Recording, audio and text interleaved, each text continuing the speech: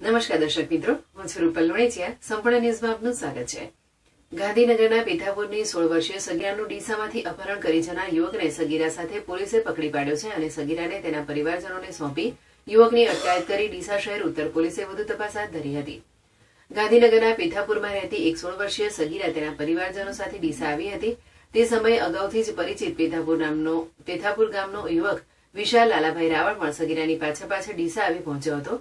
Bus stand પાસે સગીરાને એકલી જોઈ તેને લગ્નની લાલચ આપી યુવકે તેનું અપહરણ કરી ગયો હતો, જે અંગેની ફરિયાદ સગીરાના માતાએ ડીસા શહેર ઉત્તર પોલીસ મથકે નોંધાવી હતી. ફરિયાદ નોંધાતા જ પોલીસે બંનેની શોધખોળ હાથ ધરી હતી. હ્યુમન સોર્સ અને ટેકનિકલ સર્વેલન્સના આધારે તપાસ કરતા આ બંને મહેસાણા તાલુકાના લાંગણજ ગામે હોવાની માહિતી મળી હતી, જેથી પોલીસની ટીમ ત્યાં પહોંચી હતી અને બંનેને શોધી કાઢ્યા હતા.